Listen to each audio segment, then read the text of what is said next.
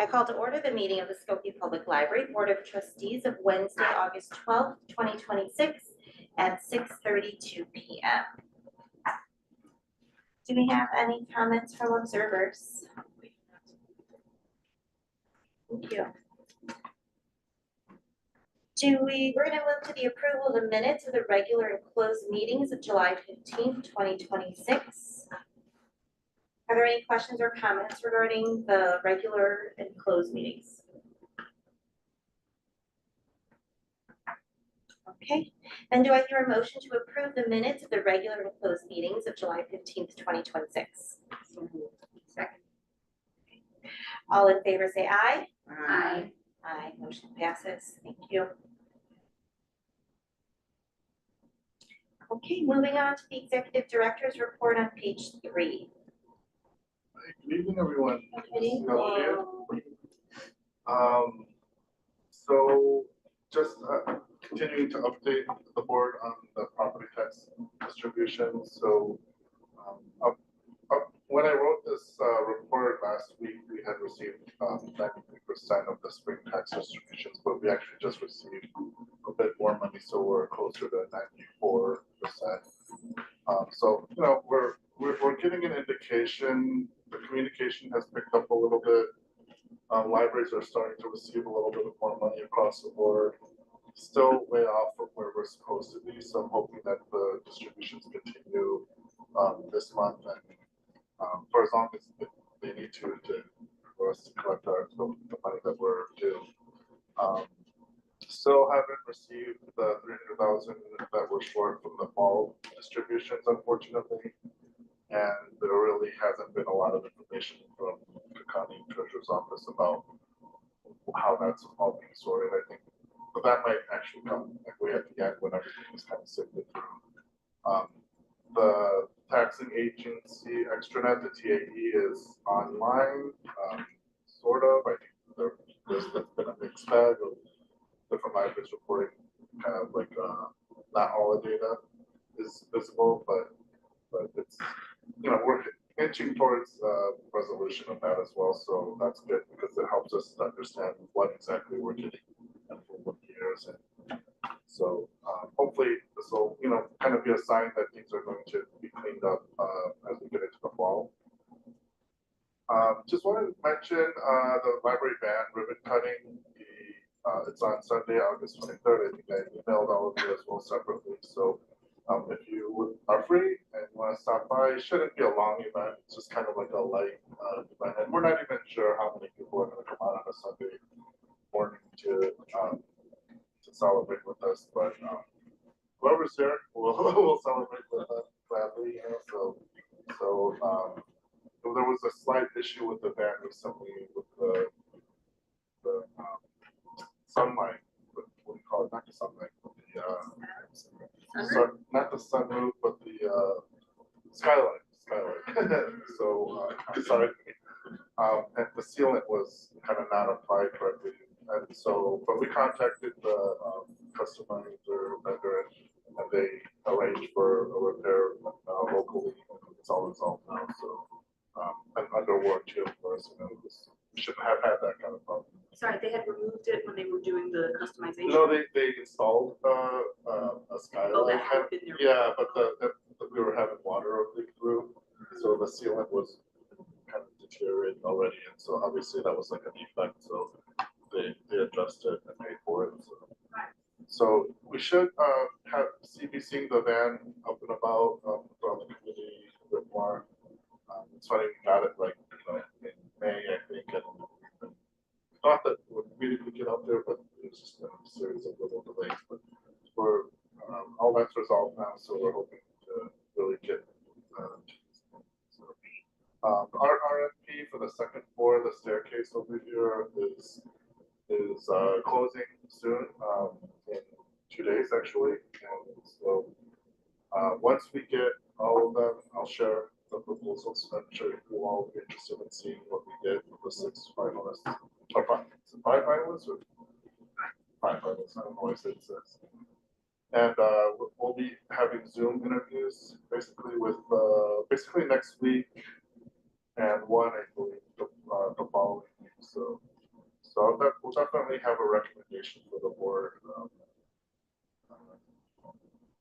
for the September meeting.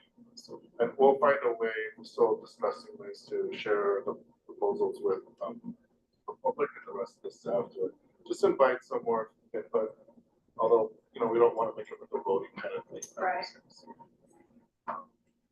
And the Backlot Bash weekend, just a reminder, this is not really our event, but I mention it every year because it affects our operations. It's just so active right in front of the library here on Oakton Street. I guess I should do this. And last year, the farmers market set up on Oakton Street rather than in our parking lot for the first time. And that went really well, actually. That worked out well. So we're not going to have like a big issue with our morning hours, I don't think, on Sunday. But, we just never know. Like, people use our lot to go to the pancake breakfast or the farmers market, and we just kind of have to be okay with that for that weekend. It's Friday, we will be closed all day because of staff day. So we thought that with all the kind of obstacles for people to get to the library anyway on Friday, that's a good day for us to close to the public and do our staff day. So we're really excited about that. And then Saturday we'll be open regular hours on Sunday as well. So, and I do have Rotary Pancake Breakfast tickets if anyone wants any. It's a great event for trustees to network and see the community and represent the library out there. So if you're interested, Sunday morning, I have these tickets. I can pick them up from me afterwards. Yeah, I had a question, just staff day, the weekend of Backlot Bash, Yes. this is our first time that we're doing it that Yeah, Friday. yeah, Okay, so we'll get feedback on how that went. yeah. We always get feedback on staff day in the form of people knocking on our windows or sliding doors. Kind of, we do so much prior communication that we're going to be closed on a staff day, but still, people don't see the signs all the time. And so there's always a little bit, but past several years there hasn't been a big problem. There's never really a big problem. It's just kind of like I don't want to disappoint people, but it's kind of unavoidable to some extent. Sure. Thank you. I also wanted to, it's not in my report, but I wanted to add one more thing here. So long story short, during the renovation process, we replaced most of our furniture in the building. We had some furniture, some certain types of chairs that we had many of, that we didn't feel we could give away at the time for whatever reason, whether we tried to sell them or give them away, but we couldn't find a buyer or a taker, but they weren't broken or in bad condition, so we didn't want to just toss them in the demolition space, so we stored them in the basement. And it's been 6 years now, and we're not using those chairs. They're not really chairs that we foresee putting out in the public spaces or staff spaces. So because they're based on our finance policy, it's a little kind of tricky because individually, we don't think that if we tried to sell them ourselves, we would get more than like $1,000 for any of those chairs. But if we try to put them out on public notice or in a bid sale, then we might get more. So that's what actually the route that we took recently. We put a bid notice out for batches of chairs, groupings of chairs, and we received a bid essentially. So usually vendors are bidding on services that they'll provide and we'll pay them, but this is the reverse. Like this is them bidding on a problem that we have, property that we have. So we received a bid from one. We only received one bid. Honestly, there aren't a lot of places that are going to buy 100 chairs from a library. So we received a bid from a local furniture reseller, actually, I would say. And I guess their plan is to recondition and repair the chairs as needed, and then try to put them on their website and try to find a buyer. So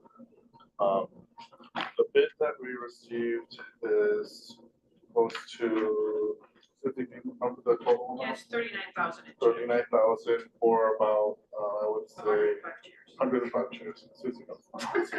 Susie actually just said that Susie was at this. No, Susie actually took care of this whole process. Yeah, Susie, is there anything else you wanted to add, or?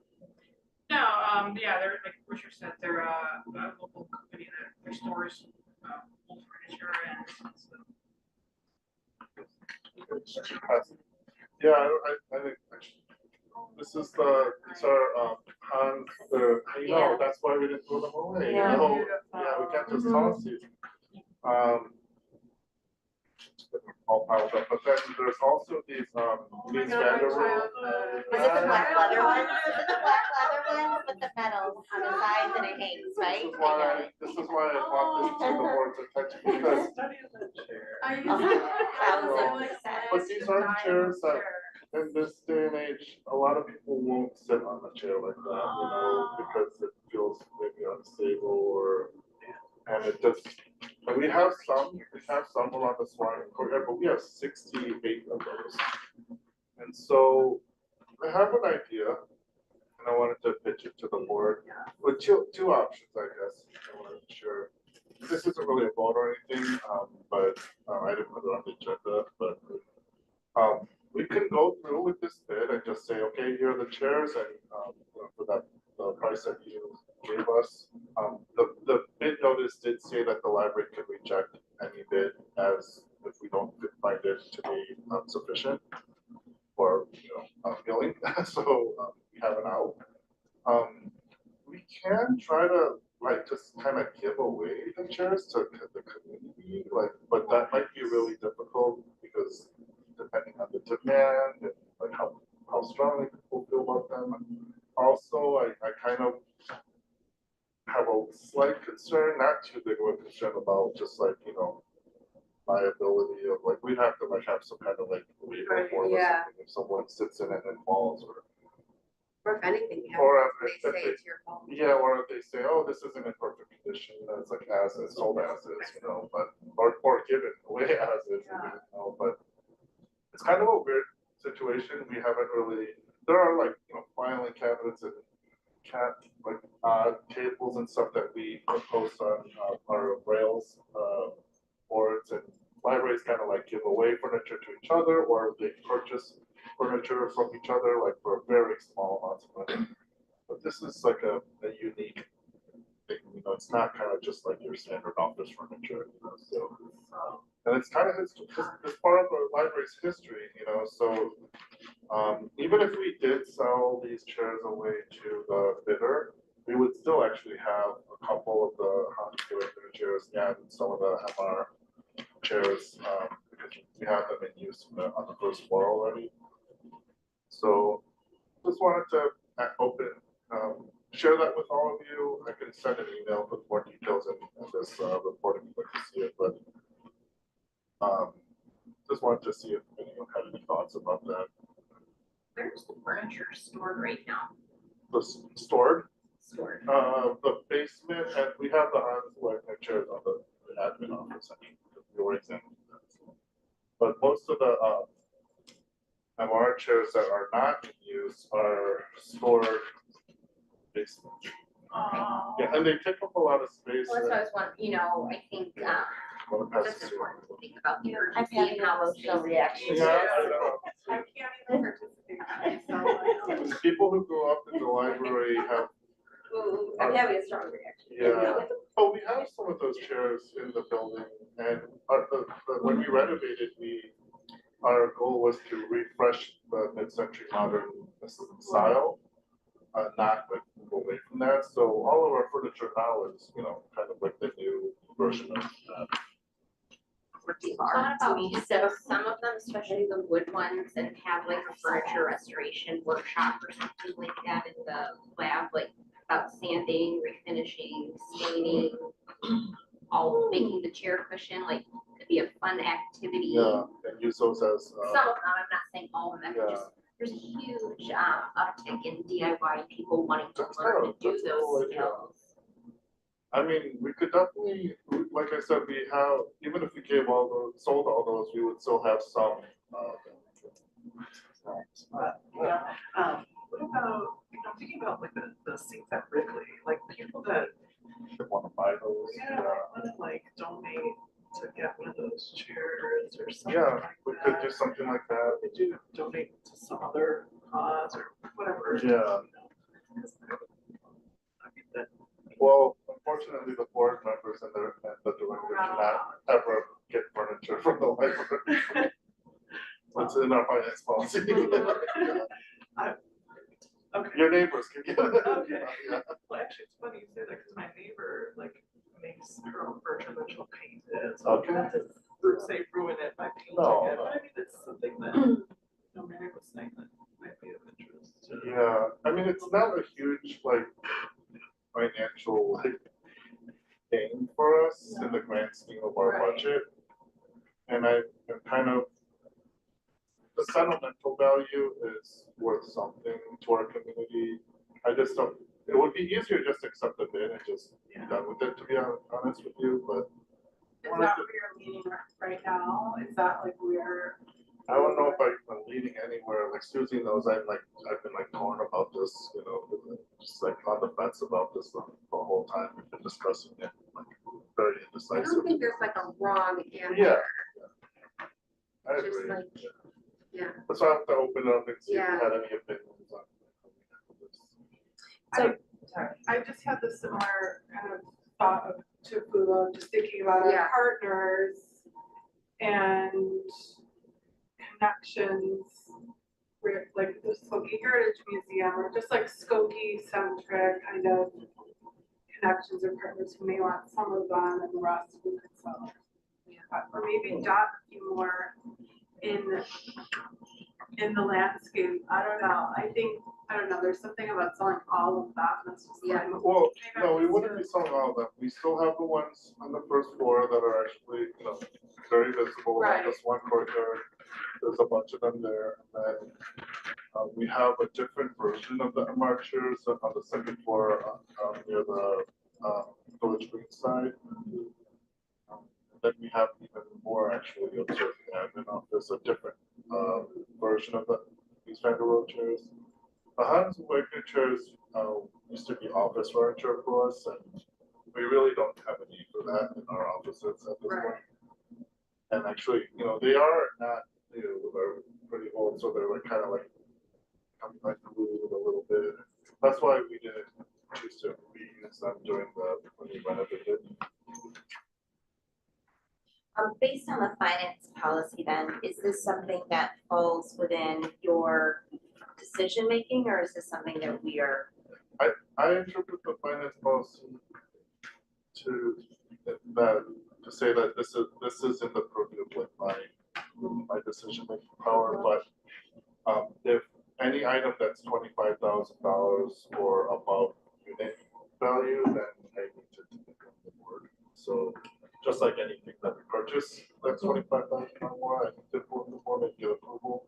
So it's kind of the same, but like I said, this is not your typical file cabinet situation, so We didn't approach like auction houses or anything about I don't think there's really gonna be, the resale market It's for huge. those wood chairs, fully refurbished, yeah, very high. I know, but there are already furniture sellers out there that have that inventory and they're not like all sold out, you know, so that's kind of It what, takes when we were talking, well, it takes time and also we need to spend the money to replace or repair if we wanted to sell. Like,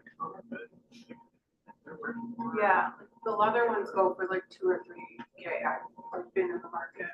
Oh, really? Those are your each? Yes. Each, like no, not the teak ones. I was talking about the leather one. These Van der Rohe chairs. The black? Yeah, they Those can, are standard.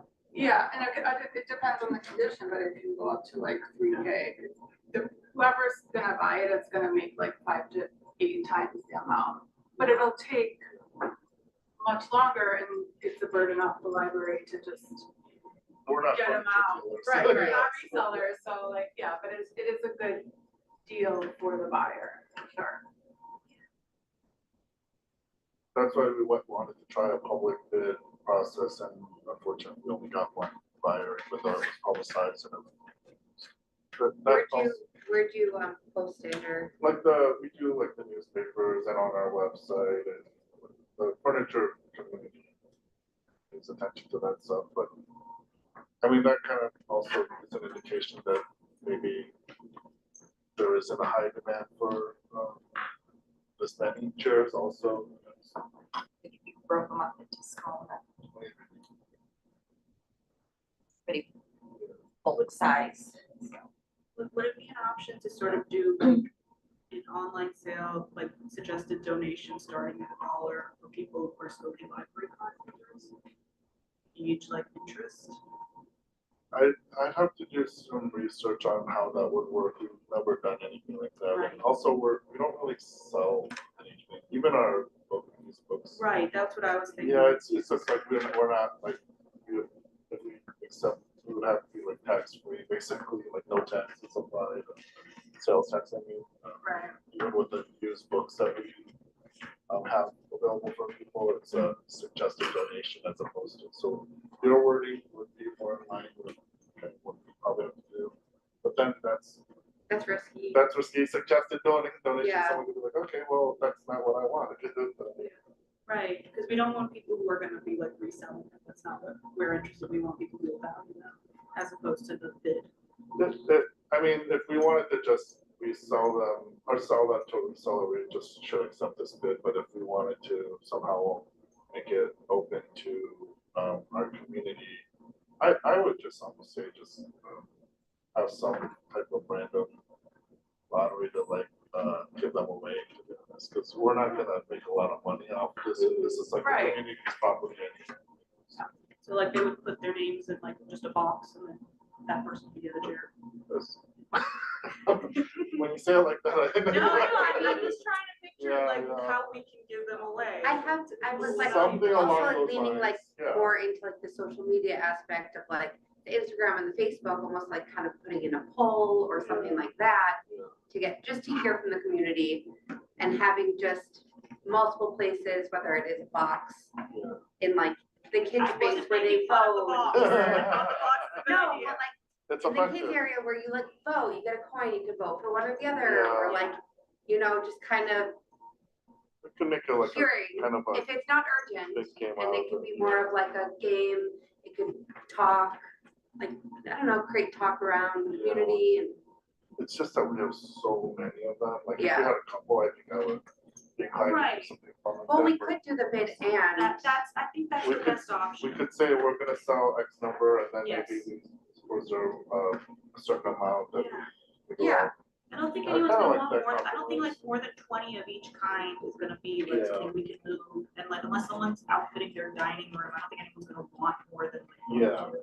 Guys, there's like a huge market for this stuff. Are we Not unaware of the furniture Yeah. resale? I would not underestimate the interest. Yeah, It's more about resources, labor, time, Right. staff attention. yeah, well, To I don't, kind of manage the dispersal of it, yeah, but we don't wanna get into the furniture Yeah. business, so that's the, like Susie and I don't wanna have a lot of our time taken up by this, so. I say just accept a bid, I would say that too. sell them, and then use the money, you know, can be put back into the library.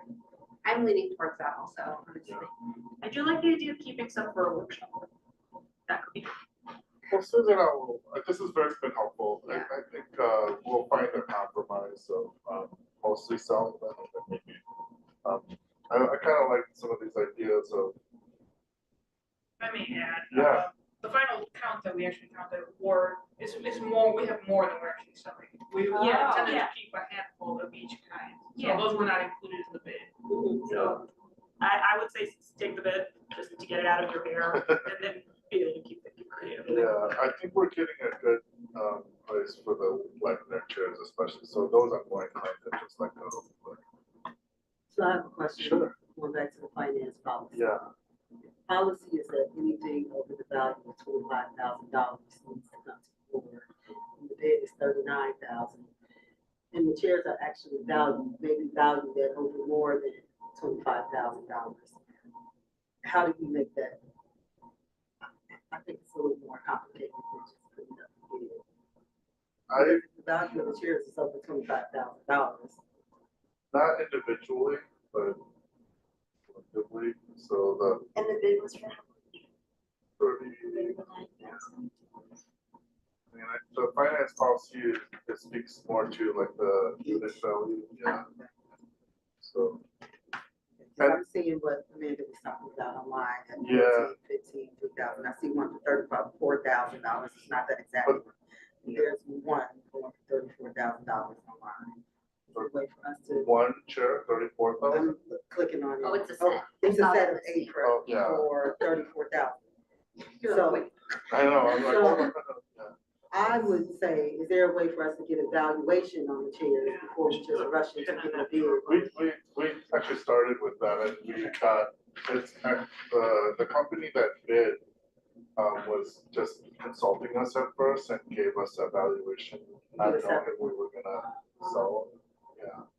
We can get a second one. I don't know how hard that would be. Yeah, we can look around, I know, Susan and I were talking. Well, not, Yeah, I would get a Susie second talked opinion to- on that. well, Susie talked to another, furniture, company that does all of our upholstery, and what did they say? It's like they're, They didn't give us too much of value, but they said it was gonna like tough to sell them, they were not interested. they weren't interested, So I was asking about Freeman's, they sell a lot of furniture. I bought these. I think, What they used to be Hyman on theirs, but I think what we could do is, do a little bit more research, try to make a few more calls, see if we're getting a fair price. And if all indications are, we'll see, sell them, and then between the ones that are, not listed, and just to make sure we keep a handful, so that if we wanna pull them out for a special event, or like a repair workshop, or, we have our, if we have like a library anniversary type event, we could do like a kind of like little exhibit or stuff. Installation. Yeah. So, thank you for your, I don't wanna. This was so interesting. I thought you know. Thank you for Yeah. sharing it. Oh, thank you.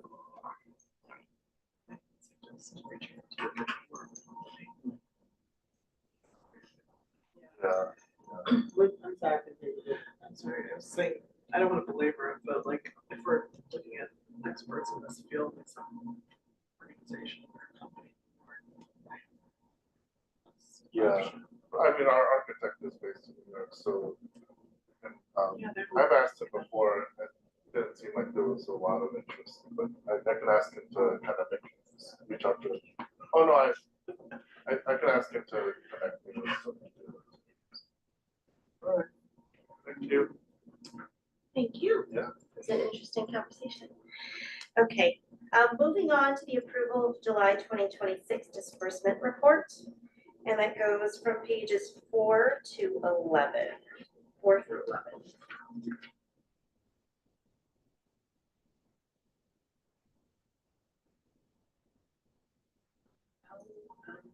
Oh, Lexi consulting. Liz McKenzie, she's a library consultant that's worked with us on, kind of doing some strategic work with our youth department, but this recent, expense was for work with our teen services department. Yeah. So, for the credit Yes. card report, there were Yes. 2 line items for $1,100 for land sweeper, Yes. and they were just a couple of weeks apart, so it didn't seem like it was a monthly. yeah, that was actually, like an accidental double charge, and they are actually, I confirmed with, the business office, they're going to be issuing a refund on Okay, one of them, so okay, we'll get that straightened out. okay. But we have to list it anyway, because it's technically in our. Oh, no, sure. reports. What is land sweeper? That's, an IT vendor, yeah, let's see if I can find any details on that. Yeah, I can try to look for this one.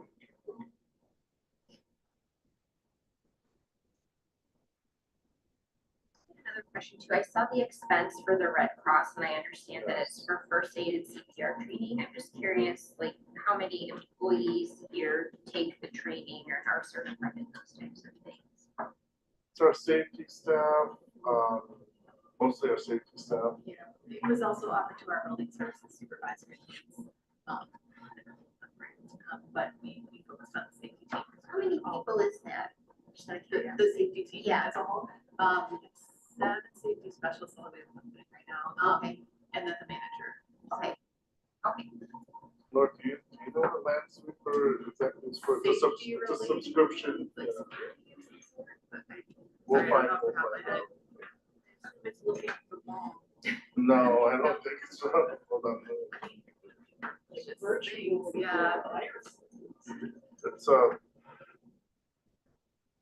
kind of like, it's related to our, IT security, like cyber security. Sweeping, monitoring software essentially, like activity of our network. I could be wrong about that. Look, LAN is local area network, so I think it's related to our network's security.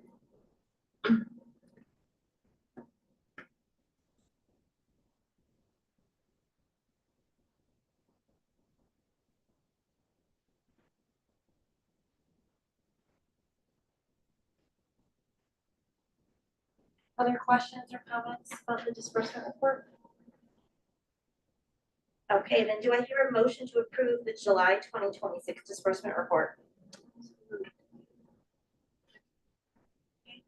Elisa? Yes. Mary? Yes. Amanda? Bula? Yes. Ellen? Yes. Leah? Yes. Michelle votes yes. Motion passes 7-0. Thank you. Moving on to the approval of the consent agenda. This goes from pages 12 through 12 through 16.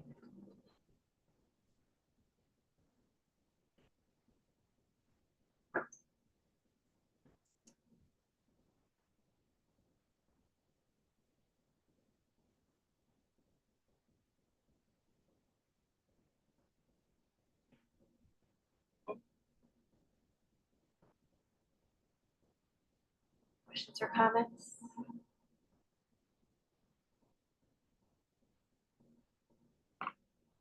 Well, I'll end mine, is that I appreciated the event highlights for July.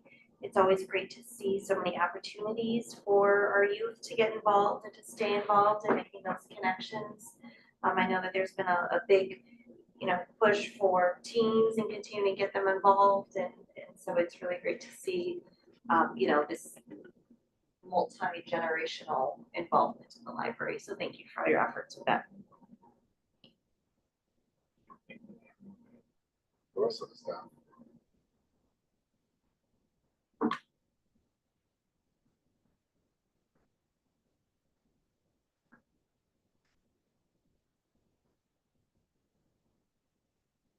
Okay, well, Pretty straightforward. right. Do I hear a motion to approve the consent agenda inclusive of the financial statements, reports, gifts, and personnel changes? All in favor say aye. Aye. Aye, motion passes 7-0. Thank you. Okay, moving on to page 17 in the board packet, the approval of OCLC Alignat Group Services Fee. This is something that happens every year. It's a software, it's a subscription service that allows us to have the metadata necessary for our catalog mostly. So this is through our state library. They negotiate the fee for all of us. So it's not really anything that's kind of flexible, to be honest. So it's about 2.2% higher than last year's fee, which is when it comes to software services, it's typical standard. I don't know, Laura, did you have anything else that you wanted to add? And does this fall under programming? No, this is What? technology. Yeah, it's like, The access department uses it to catalog things and for I library. see. yeah, Okay. it helps our catalog rich with information. So, Curious on the average year-over-year increase in price for this program. I don't know, the history of it, but I think it's around 2 to 3%. It's not like outrageously can't be, because otherwise most libraries wouldn't be able to afford that, so. Is this something most libraries have? Yeah, well, a lot of libraries use this. If they don't, there are a couple alternatives, but this is the one that most libraries use.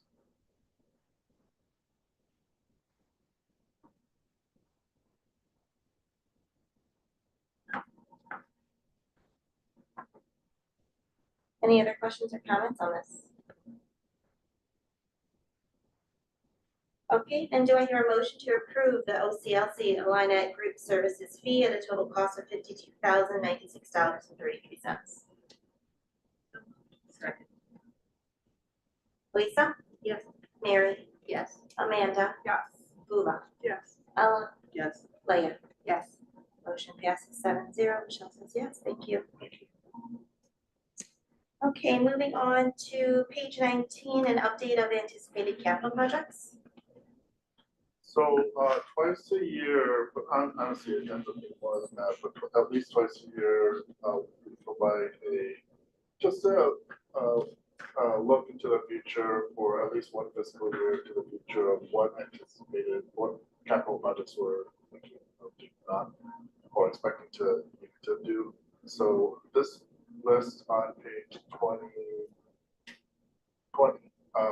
shows all the things that are highlighted and shaded in green are obviously things that we have already completed, including last fiscal year's fiscal year 2026 work.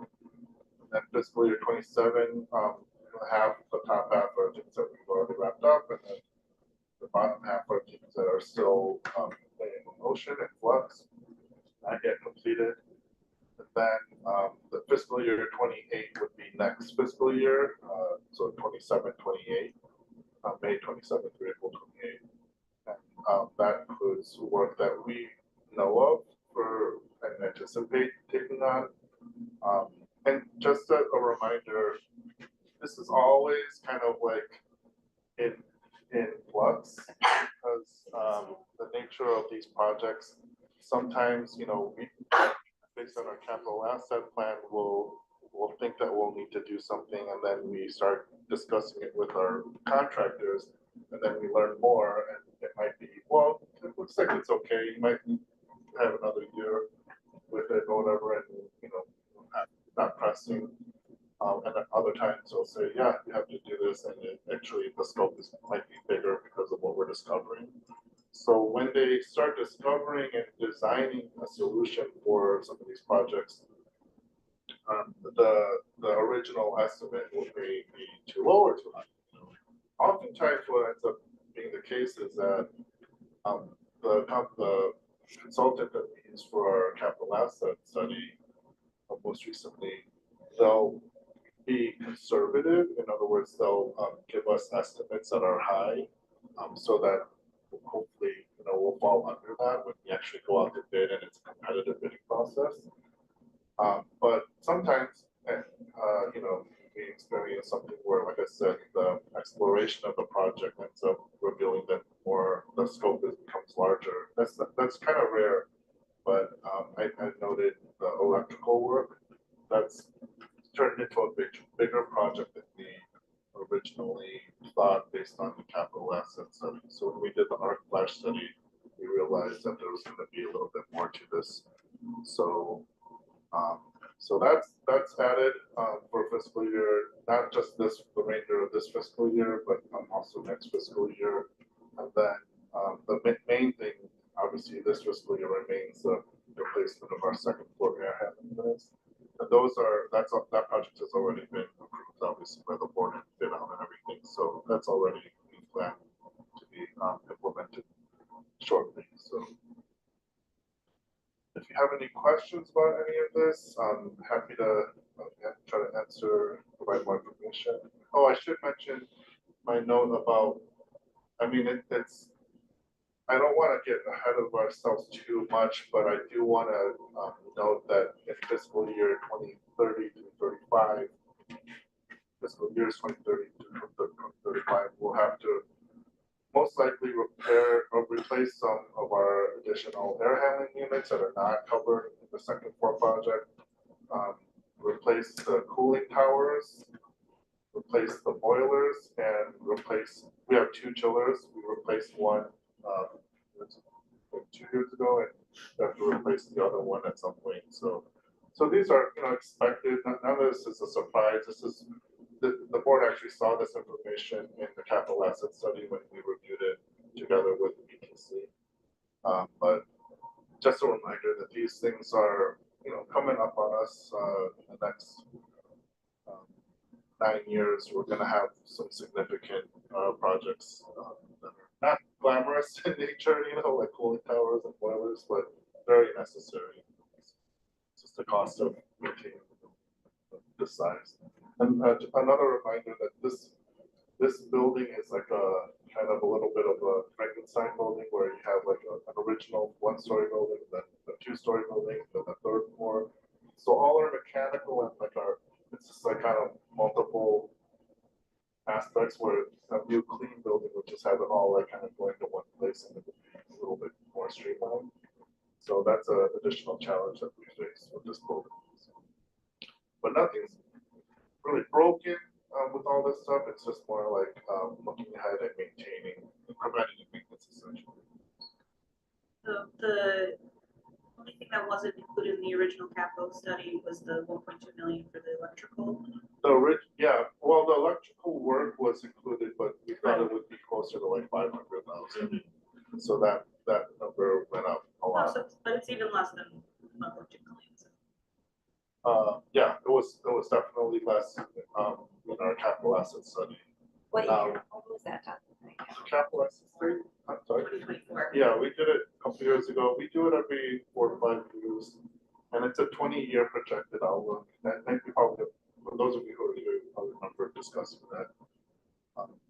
So we're even though it's a 20-year projection, we do it. We renew it every 5 years so that we don't rely on old information. So always trying to get like refreshed information. So. And I'm sorry, but why did you do this extra flash study? Our flash study, that was part of those plans. Okay. Yeah, it was because we needed to identify how our electrical system was doing, essentially the condition of our electrical system. And it wasn't done in 2024 because. It just didn't need to. At the time, like the consultant like kind of plans out. Oh, it was on a time. Yeah, exactly. Like this year, you probably should do this. This year, you should do this. And this current year was the year we were scheduled to do an art class study, and then we did it. And then they told us, okay, you gotta replace a lot of these, most of your systems. So it's a $700,000 over budget over what we budgeted. Yeah, and I don't want to even say that it's budgeted for because it hasn't been officially part of any actual operating budget of any given year because it's just more like a projected outlook. So it's a surprise that it's more it's in scope than what we thought it might be like a couple of years ago.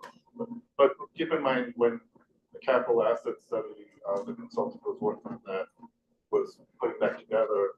They're not like digging into the level that we did this year to identify the condition. It's more of like a surface level scan.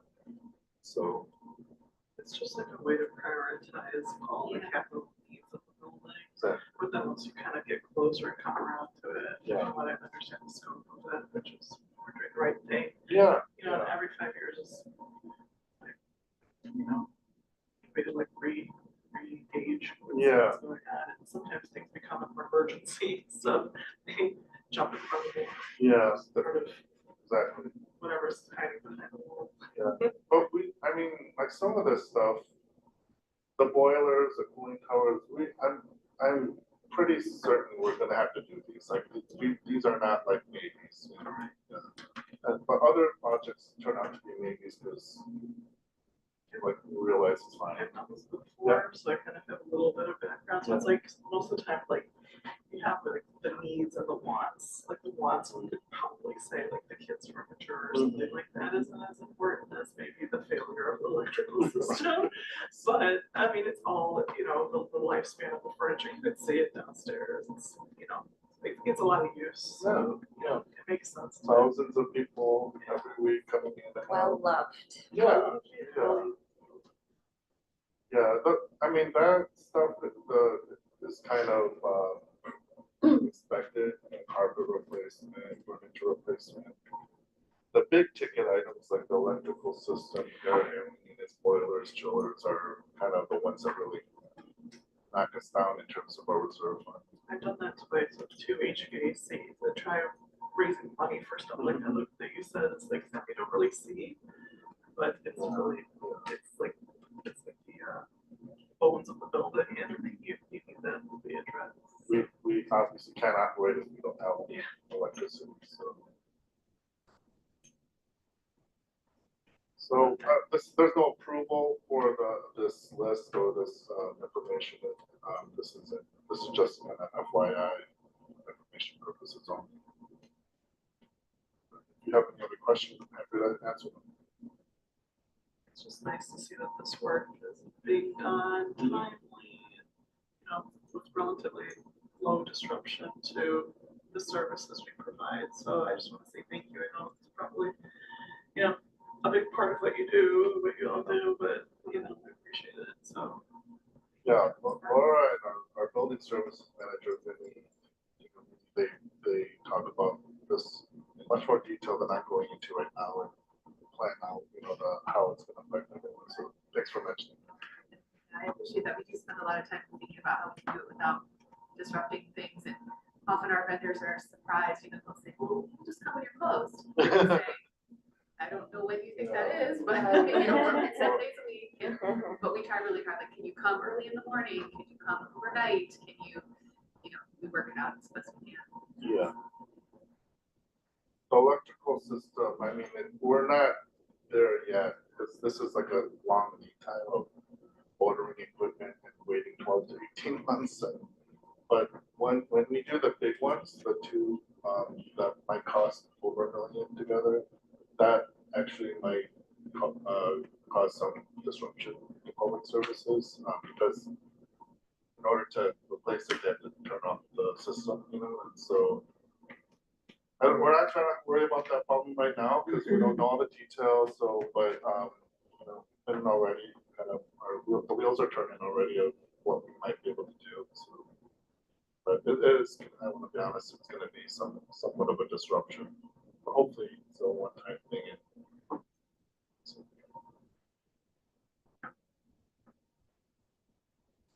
Thank you so yeah, much. sure, of for that work course. behind that. Sure. Okay, moving on to page 21, the discussion of the 2026 tax levy. So I know this is every year, this is a very dense memo that I prepare and there's tons of information. I'm happy to answer any questions that you may have, or I know this can be confusing and I'm always looking at, Allison and I are always looking at how we can present this information in a cleaner way, but at some point, it's just, it is what it is. It's a lot of information and a lot of factors involved, you know, so I try to lay it out just kind of line by line here. Sorry, I saw that it was updated twice, is that Yes, refreshed? everything is Here now? updated in your Dropbox, yeah, should be.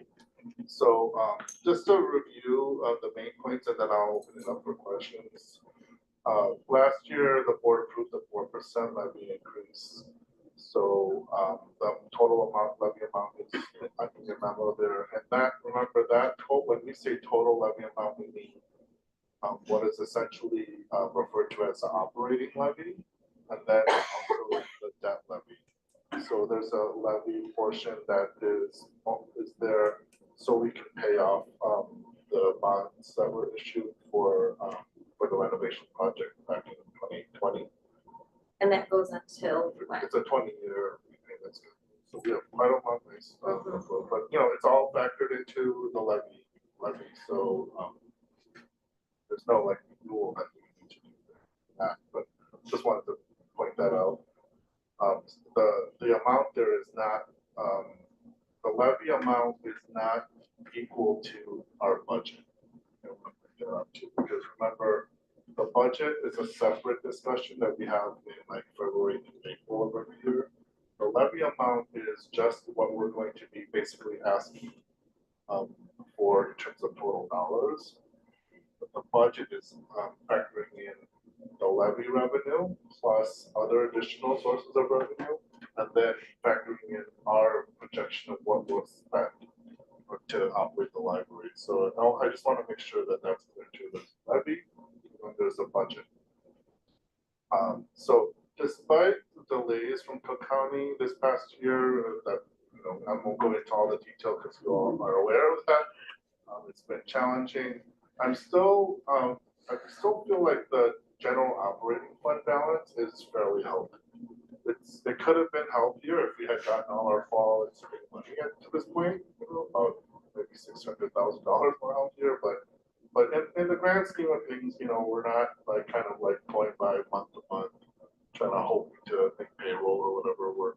We have funds in our general operating fund, and we feel good about it. Now, if there are significant delays in the fall, I spoke about this I think last month, then we will have to reassess the health of our general operating fund, especially if we don't get the bridge loan, which we haven't heard any news from that, by the way. So, but hopefully, we'll start getting the money close to the time when we expect it in the fall, and then the spring money will come in fully. And if those two things happen, our general operating fund balance should remain in a healthy state. The reserve fund is also in a fairly healthy position. We're definitely, for both the general operating fund and the reserve fund, we're in alignment and in accordance with our finance policy, right? So we're not like below those thresholds. But the reserve fund is one that I'm a little bit concerned with in long term because of the remaining expenses that we know are on the books like for this current fiscal year and then next fiscal year, if we have to do that electrical work, which is not a if, it's just a matter of how much it'll cost. That will be a big hit.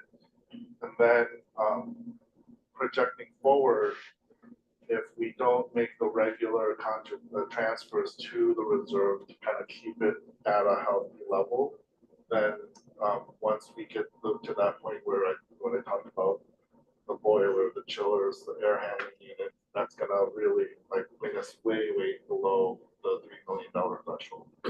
So it's really important for me to make sure all of you understand that the reserve fund needs to be we need to invest in the reserve fund continually in order to pay for all these massive projects that we're anticipating over the next 9 years, 10 years. And that's just always going to be the case, frankly. It's not even just like a area that we're in. It's just always going to be the case with a building that's not new. It's aging. If we don't, if the board doesn't approve a levy to a certain degree that provides us that strength in our general operating fund to make those transfers, then we may have to just make those transfers anyway to pay out for projects in the general operating fund, and then the general operating fund will be the one that's hurting. And that's not good either, because as we know, with Cook County, you might have delays where you're not getting money. Like last year, we didn't get money until January, December, January. That's like 3-4 months behind schedule. And so that's like $1 million every month that we're using from our rainy day fund, essentially. And if our general operating fund isn't healthy, then we're not going to be able to cover ourselves for that. Now, other libraries might be in that position as well, or other taxing bodies might be in that position as well, but that's you don't want to be on thin ice, essentially, with either of these funds. We want both funds to be, I think the finance policy is written very well, and we want both policies to be kept at a healthy level. So that's essentially like the big picture. When we projected, this isn't our final budget by any means. We haven't even had those real discussions yet with the staff. But when Allison, Laura, and I took a look at our kind of really, really broad strokes for the budget for next fiscal year. Based on that, those calculations and projections and a 0% projected levy, let's say for possible levy, 0% increase, we would have like a $700,000 deficit, basically a budget deficit.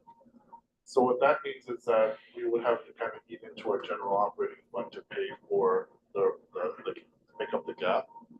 Then, like I said, same thing holds true. Like we're weakening our position in the general operating fund. So I'd like you to kind of keep that in mind. Like, what is our position with both the reserve fund and the general operating fund, and how do we kind of play both to make sure that both are remaining at healthy levels.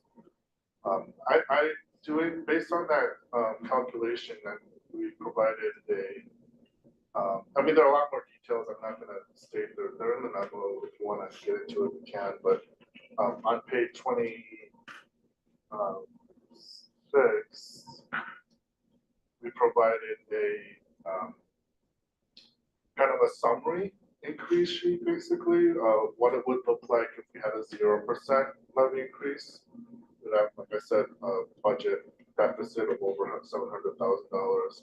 And then, 1, 2, 3, 4, 4.55, 5.56. We only start kind of getting into the positive with a 5.5%. I think that if we're around a 5%, we're fine. But keep in mind our budget is so malleable. We can adjust things probably. But once we start dipping into the maybe like the 4s and the lows, I would really start to get worried that the pattern that we're creating is not sustainable. So can we do it for like a year? Yes, I'm sure we can. Fine. But if the more we delay kind of the appropriate funding level for what we do, the less confident I'll be in the future. So, like looking at the trend, that tax levy history. So yes, between 2018 and 2023, there was a 0% increase in the right. tax levy, and we should have been,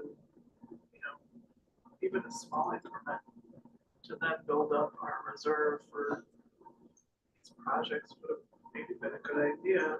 But well, I think looking back, the 0%, the flat levies were. I don't want to speak for the board, but just from my complaint, there was sound reasoning for that at the time. And, we trimmed and kind of trimmed our budget and kind of got it lean. So that was good. We should always be working on that. And we were able to pay for projects that we wanted to. We did the renovation of the 3rd floor. So that was good. And right now, in this state, right at this point in the library's history with the reserve fund and GOF, we're fine. We're at healthy levels. So I don't know if I would say that we needed to. Like it would have been fine, and it would have been a bonus to have increases during those years. But rather than kind of like look back, I think it's important to kind of. I wouldn't suggest like another 0% for sure, because that would not be prudent for us. So I guess it's everyone might have their own stance on it, but because I'm looking at it with a mindset, and it could be even different, like where I was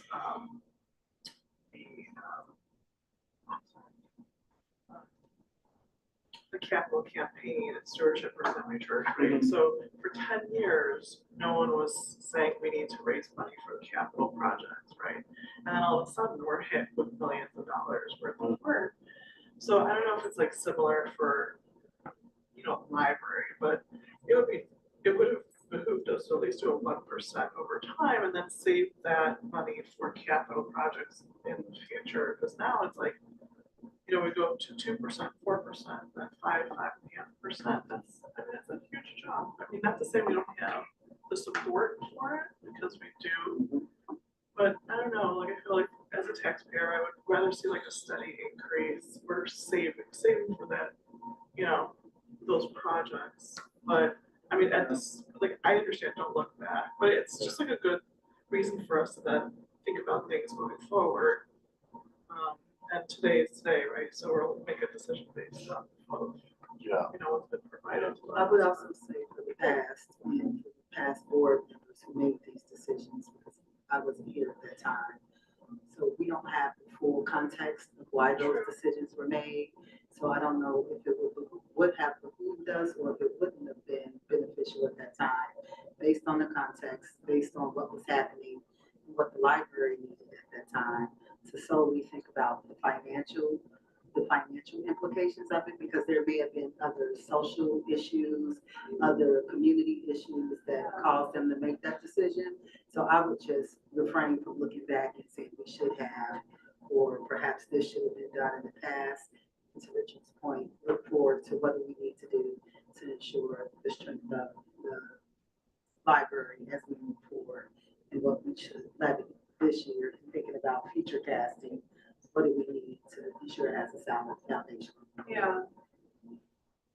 To that point, I think there are some other question marks right now in Skokie around other areas where taxes are going to increase for different projects in just that on the radar. But I know we're focused on the library and whatever we decide will make sense to us, but that is on the radar for taxpayers in Skokie. In terms of development and improvement projects, the potential fields. So Yeah. that, That's All good points. I think that's something worth noting when we look at the, 1,000-foot perspective of what's happening in the community, right? So, Yeah, I always feel like, I don't have to be in a position because you have to balance the fiscal responsibility, the fiduciary responsibility as the library trustee that takes care of the library, but you're representing the community.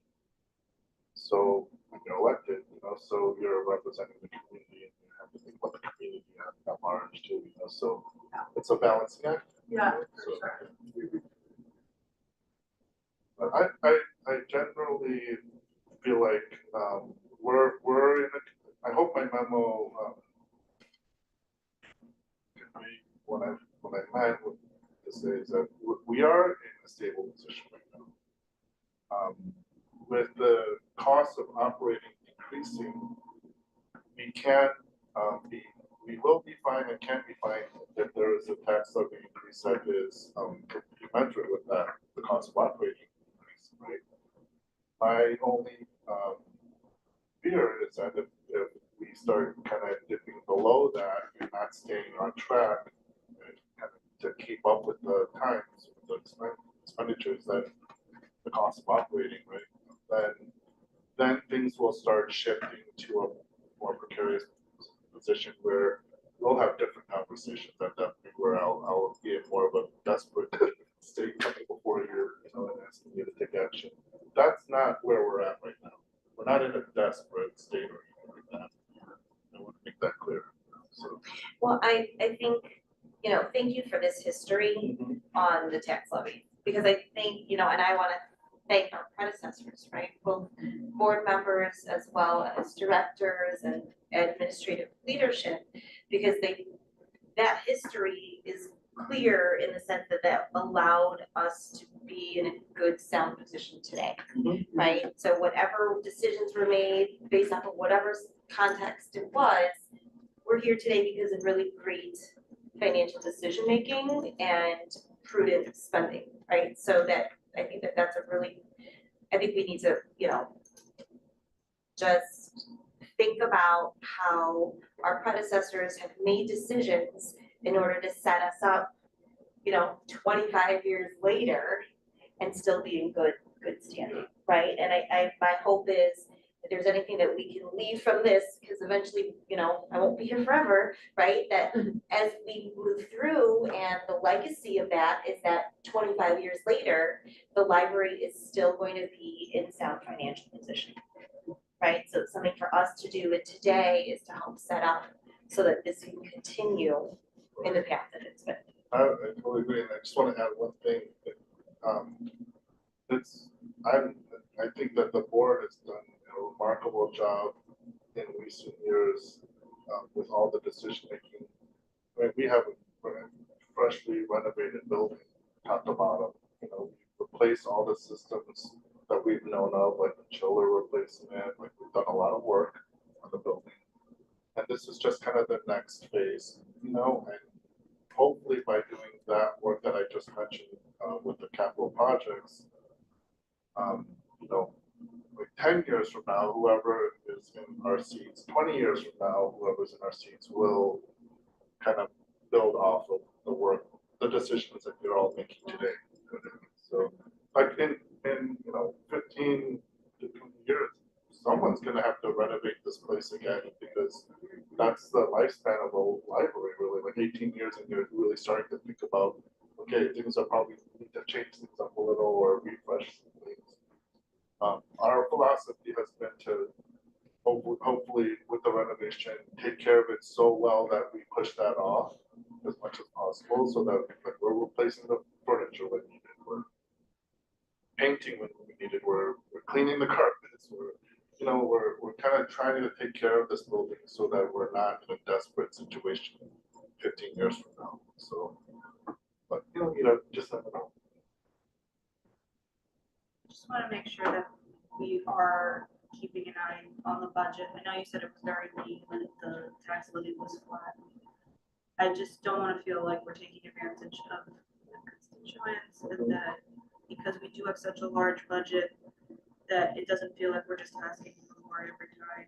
If there are things that could be cut, I don't pretend to know that there is anything that we can. But just to make sure that we are in a position where we can say, we have looked at it, this is the minimum that we need to provide the excellent service that we have for the audience. I 100% agree. I think that's a number we have, right? We're always going to be, that's the work every month, every day, every year. Like we always have to be mindful of that and not take it extra for granted. Yeah. But in terms of, I can't say that when we have, well, I haven't done it this time, but I can for you for next month, if you'd like. When we look at our neighboring libraries in the Chicagoland area, and we look at not just the total budget amount, but the per capita spending, so the budget divided by the population, we're nowhere near the top end. We're like kind of the mid-tier. There are libraries that are underfunded, I would say, based on their population, and there are libraries that have more funding than us. I'm not going to say overfunded, it's their business, but really, truly, I don't know, but we're not like kind of extravagantly funded compared to our not, they're not competitors, but our neighbors. And we're fine with that. Like our budget is good, like this current budget is fine. We're able to do so much with it, so there's not a complaint about our budget from my standpoint. So next month, can you talk about what that would look like then as far as passing the tax levy? Yeah. Not passing it. So really what we'll do is we'll come back to it. Yes, we'll talk about percentages, so look over those numbers and come with an idea in your head, and then we can talk about it. And then we'll throw out a number and, take votes and see where we're at from there. We'll take a fresh look between August and September. We always take a fresh look at our projected budget, expenditures, revenue, look at the various other factors that we think might be coming into play with capital projects, and et cetera. But the general skeleton of this, the framework of this is going to be what I'm sharing today. is there anything that you all want to see in addition to the type of information? Or like, is there like a, Thank you for providing the per household cost that I Yes. asked for, so that was helpful. And I know you just mentioned the per capita study. I think if there's an updated version of that, I just to, as a gut yes, check to see where we're at, Yeah, I think I'm that would interested be in that very too. helpful. For these 5% levels, Yes. can we, get 5.25, 5.75 of course, calculations as well? of course, yeah. Yeah, And if you think of anything else between today and the next month, obviously just shoot me an email and we'll factor that into the preparation. Just really quick before, so page 27, I just want to make sure you all understand what you're looking at. Page 27, where it says at the top, with potential 0% tax levy increase, that's kind of like what I see as like the baseline to show us what would happen if there was no tax levy. That's not what I'm recommending, obviously. Just to be clear, the next sheet has a 5% summary sheet, and that shows what it would be with the potential 5% tax levy. And if the board would like, we can provide more of these individuals percent summary sheets for like 5.25, whatever, on. So maybe we'll do, I just didn't want to overwhelm the board. Yeah. Yeah. Yeah, I So, think that'd be helpful. yeah, okay. We'll give you a little bit more on that. Yeah. The one. I think in that window between like 4 and 6 would be the most helpful. Yeah. Yeah. We'll do like maybe a like quarterly breakout increments between 4 to 6, is that? Yeah. Okay. Thank Yeah. So we'll prepare that for next month. Okay, any other questions or concerns regarding tax levy? Okay, thank you for that. Moving on to page 29, the approval of continuation of weekend hours. And Laura and Amy, feel free to jump in here. This is definitely a group effort with Laura, Amy, Annabelle, myself, others. As you all know, early in the year, the board approved a pilot period of having some Sunday morning hours open up 10 to 12, and we also adjusted our Saturday hours from 9 to 6 to 10 to 6, so it's matching 10 to 6 on both Saturdays and Sundays. And we started that at the very end of May, really the start of June, in alignment with the farmers market season. And the plan was to go through the end of October, and I looked back at my memo back in February, I can't remember. The plan was to hopefully even before, like 2 or 3 months into the pilot, kind of get a sense of where we're at and whether or not we're going to want to continue or not. And I can just say overwhelmingly positive response from the community. Almost, yeah, immediately, not almost.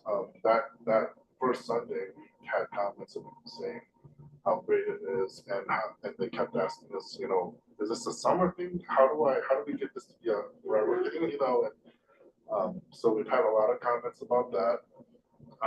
People really, you see the data here that I shared in my memo. Laura, do you want to go through some of this data, or you're the one who you and Amy prepared it, so. Yeah, we've been tracking this stuff really closely, like down to the hour, which hours are busiest and stuff.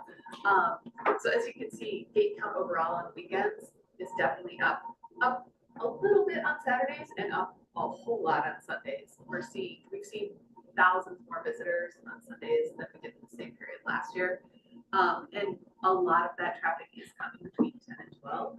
So if you look at the average per hour, obviously there's nothing to compare 10 to 12 to, but 12 to 6, it's actually been slightly lower per hour average, which is good for us because it kind of spreads out traffic throughout the day instead of everyone coming at 12 and overwhelming the afternoon.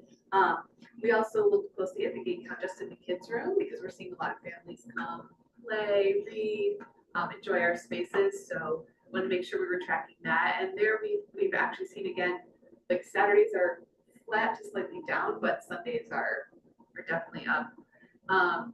And then we also looked closely at our desk tracker information, which is how many interactions we're having at all of our service points. Those have shown increases.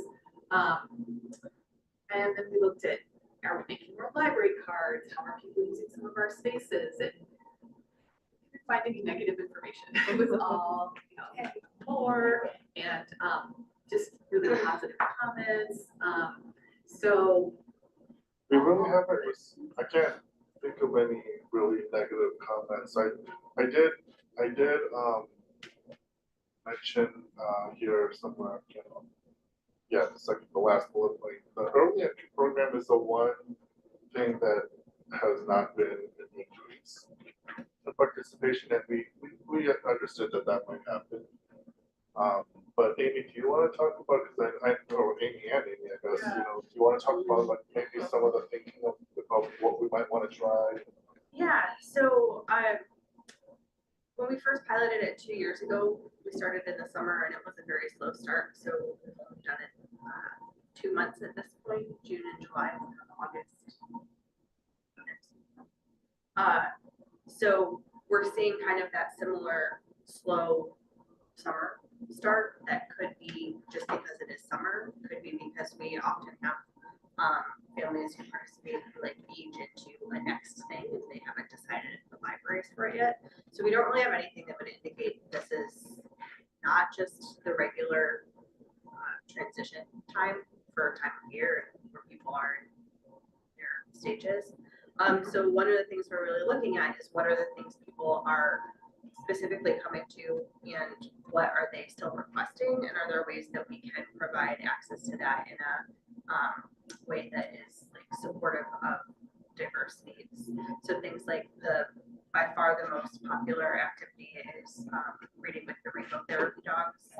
And that is something that we have plenty of experience having dedicated program space so they can be out of the bustle of the rest of what's happening in the library. So trying to explore those sorts of opportunities based on what are the specific library services some of these community members are looking to utilize. And we know, at least to a small extent, some of the day programs serving adults with developmental and intellectual disabilities who had started coming to the studio in particular during early entry have been able to transition to other quieter times, just when the room is open, general library hours.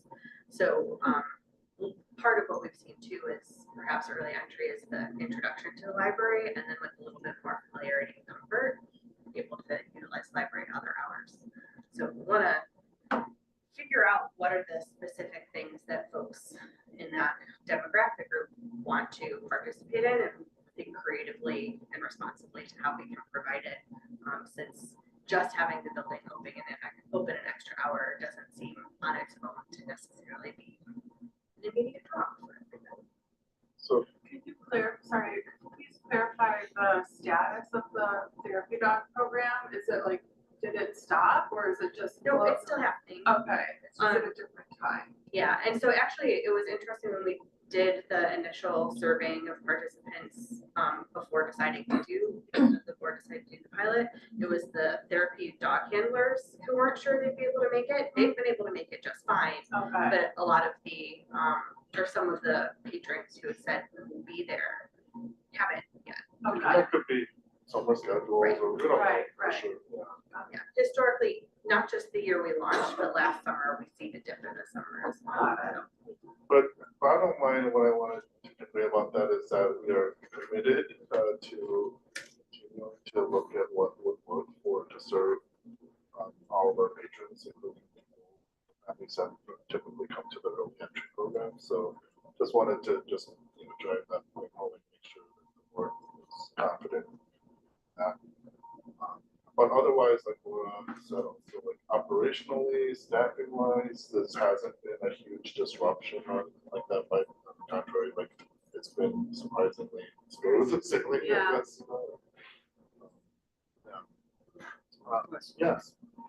I have a question in regard to the recommendation in general. And if there's a policy about this that I've missed, I feel that this is more of an operational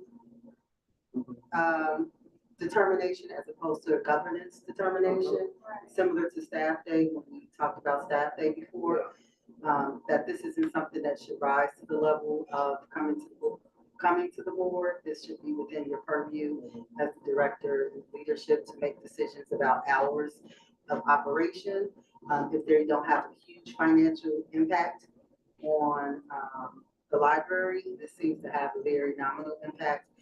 My concern is if we approve in this way and we say yes indefinitely, then you would have to come back if you need to change things. And that would not give you the flexibility to lead in the way that you need to lead to be effective. Based on circumstances may change, you may need to extend hours more. Skokie, we got a bunch of people who moved to Skokie and our population boomed, and now we need to service more people here, so we need to adjust the hours.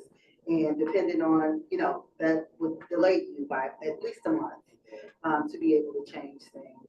So is there a way, and I guess Susie is the parliamentarian, is there a way for us to, do we need to develop a policy that explicitly states this is what governance is for the library, and this is what falls under the scope of director and operations that don't really need to rise to the level of being approved? Because in my opinion, this is something that you will need flexibility on based on the needs of the library, and taking a month or 2 months or however long it takes based on whatever else we may have on the agenda that's more, more pressing at the time. I'm just wondering if there's a way to give the decision-making ability back to the leadership. I think we talked about that. We did, Yeah. I I know that you and I had a conversation about that. yeah. Go ahead. Oh, I was just gonna say that I think that's an astute observation, first of all.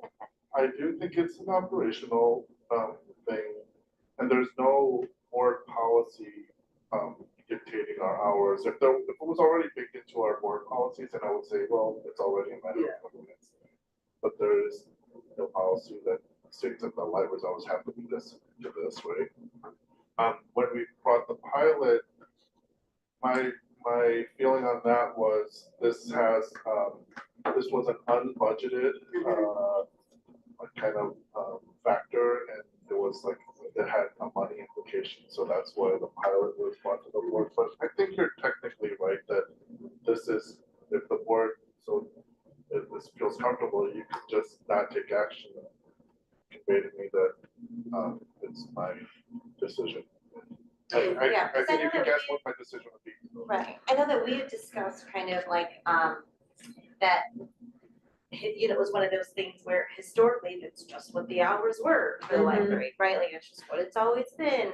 And so I know we've kind of had discussions about how involved we wanted to have, the community participate in that, and what kind of PR would look like, and, all the other implications that were for it. So that's why we kind of brought it on. Yeah. And I know it was really brought on from discussions from the board itself, right, from board members in particular. So I think that's why maybe we're coming back to that. Yeah. Although there is nothing in there as far as policies, you're spot on in the fact that this is very falls within that scope of the directors. And I'm not really asking for any money at this point, because, and we'll bake that into the new Budget budget. next year. And I think Hula also has me thinking about the future, and when we start voting on things like that, and we set a precedent that kind of limits your ability to do things, because when we're not on the board anymore, and there's a new board, and they're like, well, no, we voted on this in the past, so you must come through, this is a governance issue.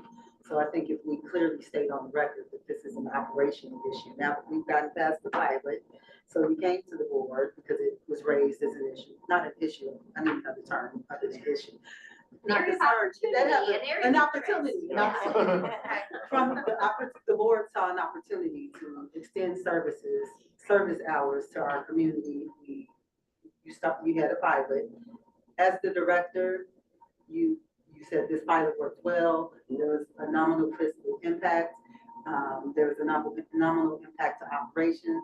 As the director, we will move forward with these new Right. extended hours. Yeah, I'm very comfortable making that decision if the board would like to just kind of consider this an FYI memo instead of a board action memo.